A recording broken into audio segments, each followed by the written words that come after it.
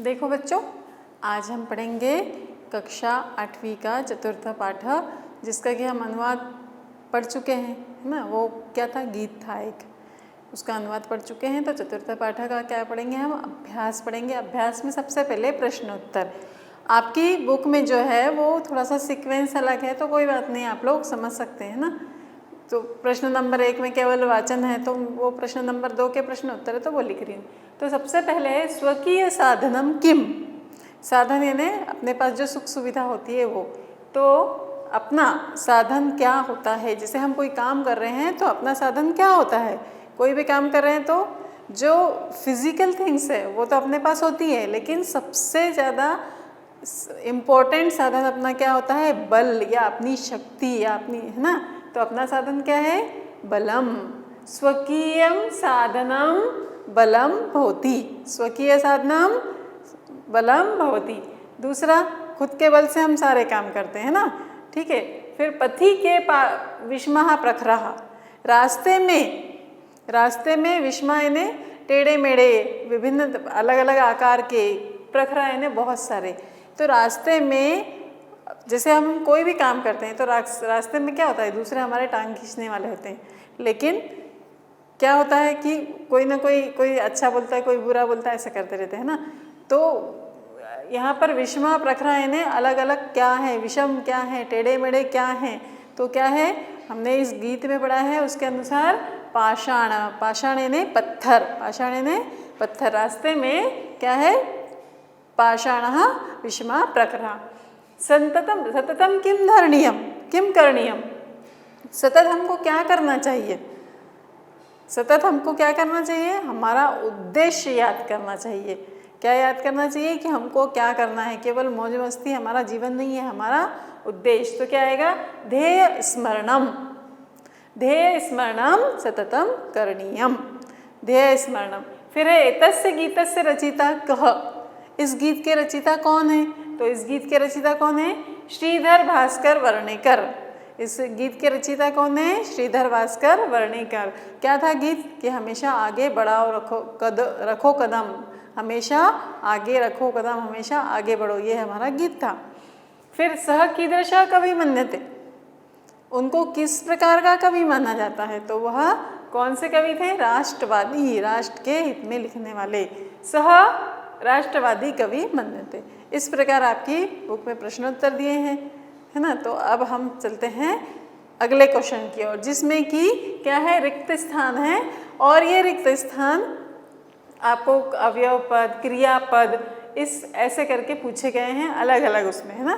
पहले यहाँ 6 तक आपको अलग पूछे गए हैं, उसमें ऊपर आपको ऑप्शन भी दिए हैं, तो मैं आपको यहाँ पर भर के दिखाए हैं, केवल समझा देती हूँ। त्वम विद्यालयम चल, मतलब तुम विद्यालय चलो, तुम विद्यालय चलो। राष्ट्रे अनुरिक्तम विधेहि, मतलब हमारे राष्ट्र को प्रेम करो। क्या करना है, राष्ट्र को प्रेम। मह्यम जलम देहि, मुझे जल दीजिए, मुझे जल दो, मुझे जल दो या मुझे पानी दो, है ना। ये तो बोलते ही रहते हैं। फिर मूढ़ जिहि धनागम तृष्णाम, मूर्ख छोड़ दे धन के आने की तृष्णा यानी इच्छा, है ना, कि बहुत सारा धन चाहिए, बहुत सारा धन चाहिए। तो इसलिए क्या बोला है, मूढ़ यानी मूर्ख, जी यानी छोड़ दे, धनागम तृष्णाम मतलब धन के आगम की तृष्णा, या जो बहुत ही ज़्यादा मतलब अननेसेसरी जो अपन सोचते हैं वो। फिर भज गोविंदम, भज गोविंदम मतलब भज यानी भजना, भजना मतलब उनका नाम लेना, याद करना, हमेशा मन में रखना। किसको, गोविंद यानी भगवान, गोविंद यानी भगवान। तो क्या आएगा इसमें, भज गोविंदम।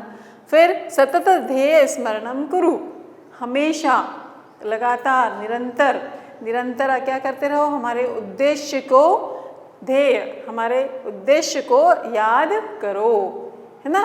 यहाँ तक ये हो गया एक। अब उसके बाद यहाँ पर आपको अवयव पद के रूप में फिर इन द ब्लैंक्स पूछे हुए हैं, जो कि अलग क्वेश्चन है, फिर भी मैंने इसमें लिख दिया है यहाँ से।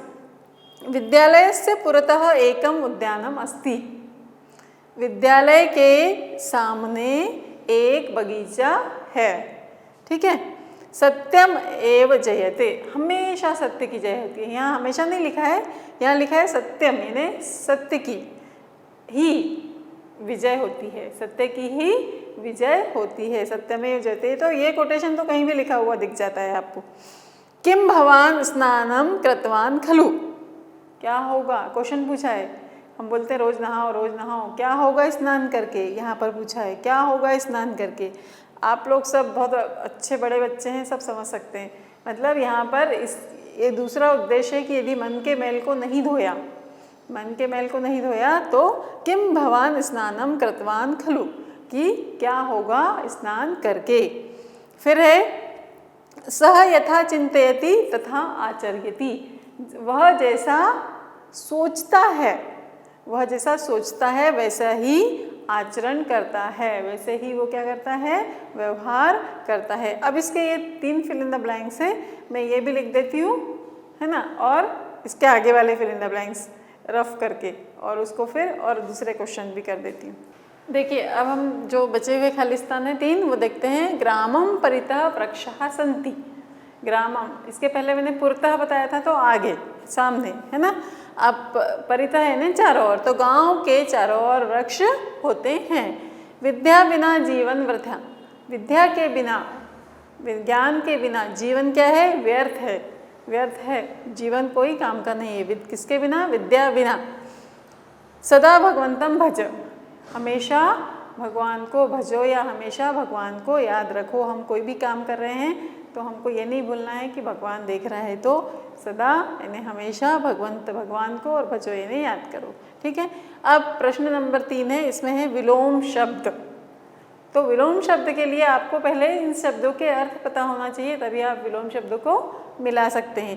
पुरतः आगे, पृष्ठतः पीछे, तो पुरतः का पृष्ठतः, पुरतः पृष्ठतः। स्वकीयम अपना, परकीयम दूसरे का, है ना, स्व का पर। फिर भीति डर, साहस हमारे में बहुत सहन शक्ति है या बहुत क्या है, हिम्मत है ना। भीति डर, भीति का मतलब यहाँ पर क्या है, डर। साहस हमारे अंदर क्या है, सहनशीलता है या हम डरते नहीं किसी से। फिर अनुरिक्त, अनुरिक्त और विरक्ति, अनुरिक्त ने प्रेम करना, है ना। यहाँ पर क्या है, किसी से अच्छी भावना रखना, प्रेम करना। और विरक्ति है ना, उसको कोई किसी से मतलब नहीं है, विरक्ति बिल्कुल वीरान। गमनम जाना, आगमनम आना, ठीक है।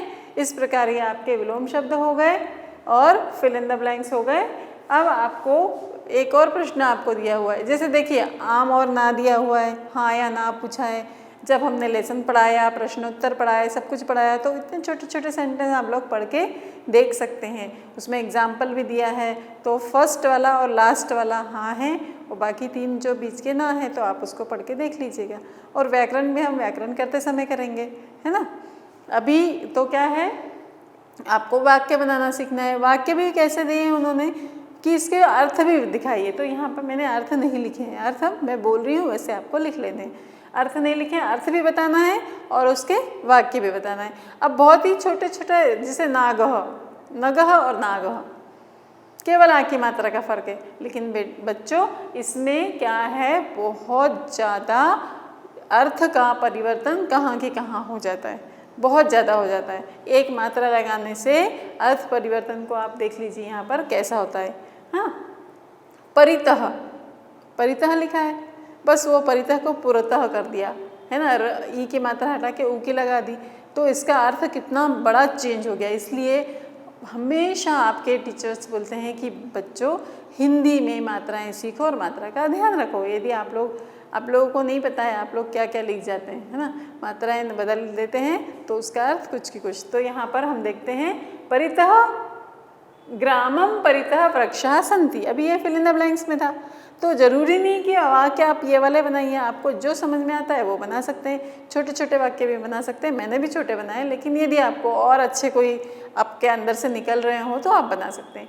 ग्रामम परितः वृक्षाः सन्ति मतलब गाँव के चारों ओर, परितः यानी चारों ओर, चारों तरफ, ये आप लिख लीजिएगा, चारों ओर या चारों तरफ। तो गाँव के चारों ओर क्या है, पेड़ होते हैं, पेड़ हैं।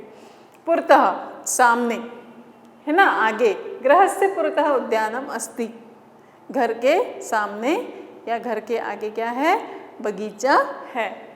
फिर नगः, हिमालय नगः नागराज अस्ति। अब नग और नागराज क्या है? यहाँ पे नग यानी वो सांप से नहीं, नग यानी पर्वत, नग यानी पर्वत, ये पर्वत है हिमालय। नग जो हिमालय पर्वत है वो पर्वतों का राजा है। यहाँ से मतलब नागराज यानी पर्वतों का राजा है। फिर नाग, नाग क्या होता है? विषधर, उसमें क्या होता है? विष, है ना, ठीक है। नागः विषधर अस्ति, नाग यानी सर्प या सांप।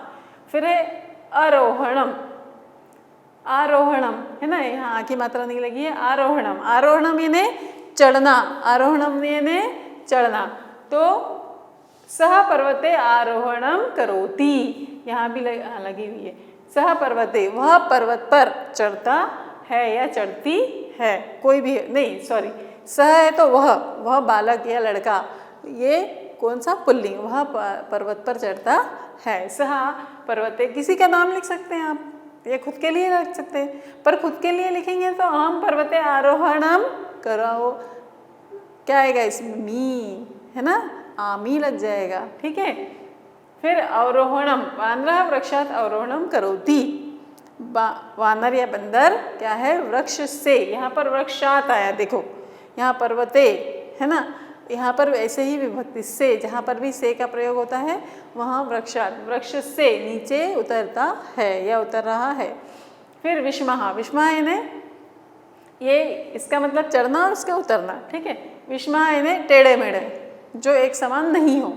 तो पर्वत मार्गः विषमः भवन्ति, जो पर्वत मार्ग होते हैं, है ना, जो चढ़ाई पर चढ़ते हैं, कोई किसी पर्वत पे चढ़ रहा है, कोई चढ़ाई कर रहा है, कोई कुछ कर रहा है, तो वो मार्ग, और क्या होता है? सफलता का मार्ग भी टेढ़ा मेढ़ा ही होता है, तभी तो इंसान सफल, एकदम से सफल नहीं हो पाता, बहुत मेहनत करनी पड़ती है। तो पर्वत मार्गः विषमः भवन्ति। फिर है समः, समतले समः मार्गः भवन्ति। आजकल हमारे घर में क्या है? समतल है, बहुत अच्छी टाइल्स लगी, बहुत अच्छा है, सब कुछ अच्छा है, तो समतल है ना, आराम से। तो समतले समः मार्गः भवन्ति मतलब समतल स्थान पर मार्ग एक जैसे होते हैं। इसलिए तो बोलते हैं कि रोड बहुत अच्छी बना दो तो कहीं भी घूमने जा सकते हैं, तो वो रोड क्या है? समतल है। तो इस प्रकार ये आपका यहाँ पर अभ्यास हो गया, और बाकी जो 1-2 क्वेश्चन बचे हैं वो ग्रामर करते समय हम देखेंगे।